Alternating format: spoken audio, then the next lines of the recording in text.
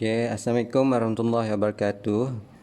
Jadi untuk video kali ini kita akan sambung semula our lesson berkaitan dengan productivity measurement. Jadi sebelum kita sambung tu saya recap sikit lah untuk kita mudah nak terus go kepada tutorial question nanti.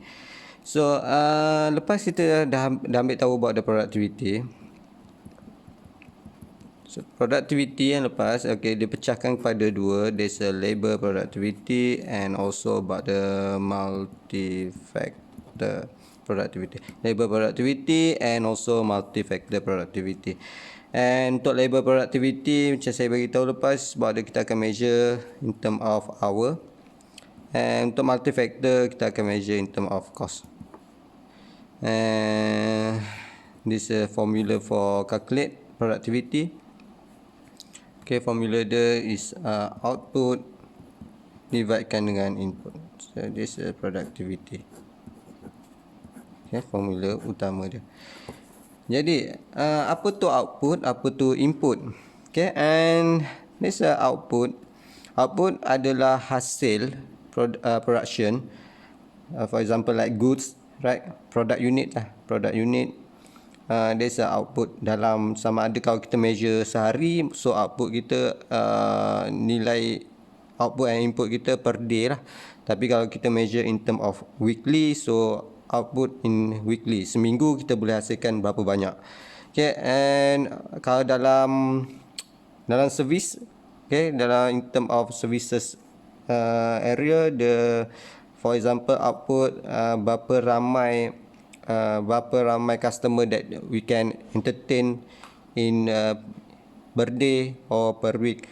Okay, that's dia punya output, and input dia is about the sama ada masa atau cost lah. Input, masa atau cost. So itu adalah output, and input macam saya beritahu adalah jumlah masa. Okay, kalau kita kira about the labor, jumlah masa lah, jumlah masa yang diperlukan untuk hasilkan kita punya output.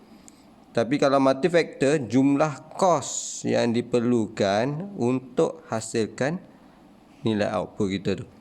Okay, itu formula dia. Okay, for example, saya bagi example terus kat sini. For example, kita kira about the labor. Macam saya beritahu, labor kita hanya fokus on hour, labor hour. Berapa jumlah bekerja.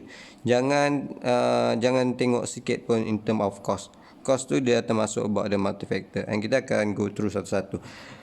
So untuk labor, for example, satu hari company, apa-apa company lah, kerepek ke apa ke kan, boleh hasilkan 2000 paket or 2000 unit produk. And company tu dia nak measure about the productivity labor. So dia kena ambil untuk hasilkan 2000 ni, okay, berapa jam dia perlukan. Okay, contohnya company boleh hasilkan 2000 unit dalam satu hari, and dia ada 8 pekerja yang bekerja selama satu hari, and there's 8 jam. Okay, normal shift hour. So sama dengan kita akan dapat this labor productivity. 2000 bahagikan dengan 8, darab 8. So dia akan dapat 31.25, and ini adalah unit, right? And this is the hour, so dia akan jadi units per hour. Maknanya kat sini kalau kita nampak, okay, dalam satu jam dengan memerlukan tenaga pekerja sampai 8 orang, okay, dalam satu jam dia boleh hasilkan sebanyak 2000 unit. Okay, this calculate about the productivity. Okay, cuba bayangkan kalau buat perubahan. Okay, contohnya awak buat perubahan, awak beli mesin. Okay, awak beli mesin and kurangkan jumlah pekerja lah. Contohnya pekerja mungkin tinggal, awak nak reducekan salary cost, so awak tinggalkan dalam 6 pekerja. Okay, 6 pekerja, and production also maintain 2000 bahagikan dengan 6 darab 8 pula. So kita akan nampak peningkatan productivity. Tapi bila kita beli mesin, okay, dia akan efek pada multi-factor productivity pula. So kita kena measure kedua-dua tu, labor and multi-factor productivity. Okay, this is labor productivity. Now kita tengok about the multi-factor productivity. For example, like saya beritahu dia berkait dengan cost. Semua cost. For example, satu company boleh hasilkan also 2000 unit produk, dan cost yang terlibat salary cost, right? Nak hasilkan ni mesti kena ada pekerja. So untuk hasilkan ni dah ada 8 pekerja, okay, yang bekerja selama 8 jam, satu hari dibayar sebanyak RM6, for example. This RM6.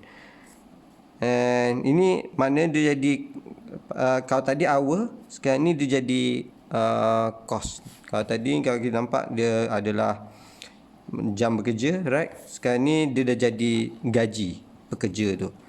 Okay, and tambahkan contohnya kalau ada mesin, okay, ada electric cost, right?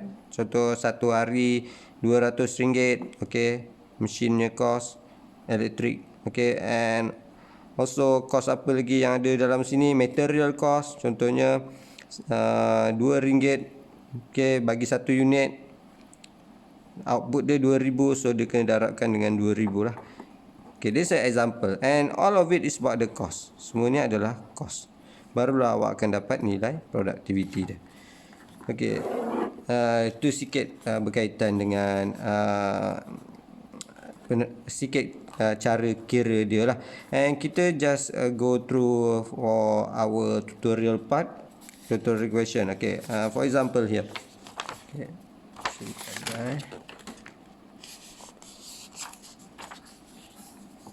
okay, and this is question 1.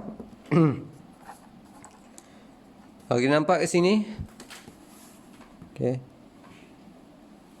A company that processes fruits and vegetables is able to produce 400 cases. Okay, boleh hasilkan 400 unit. Okay, cane peaches in half an hour, dalam tempoh setengah jam, dengan 4 pekerja. Berapa labor productivity? What is the labor productivity? Okay, formula yang dia bagi tadi is about the, sekarang ni dia nak labor productivity.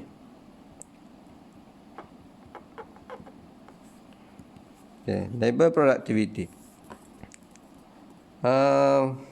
So labor productivity is about the output dia adalah, kalau kat soalan ni output dia adalah 400. Okay, dibahagikan dengan berapa jumlah jam yang diperlukan. Okay, untuk hasilkan 400 unit ni, so setengah jam. Okay, darabkan dengan 4 pekerja. So dia akan dapat kat sini dia 200 lah, 4 ni jadi setengah, right? 2, 400 bagi 2, so 200 labor per hour. Okay, so maknanya 200 dalam 1 jam, okay, dia boleh hasilkan sebanyak 200 unit lah, right? Okay, itu adalah labor productivity. Now the simple question that. Okay, now the second question about the multi-factor productivity. Okay, nampak soalan kat sini. A wrapping paper company produce 2000 rolls of paper one day. Labor cost 160, material cost 50, overhead, okay, 320. So dekat sini output dia kalau kita nampak adalah, so 2000 here rolls, okay, rolls.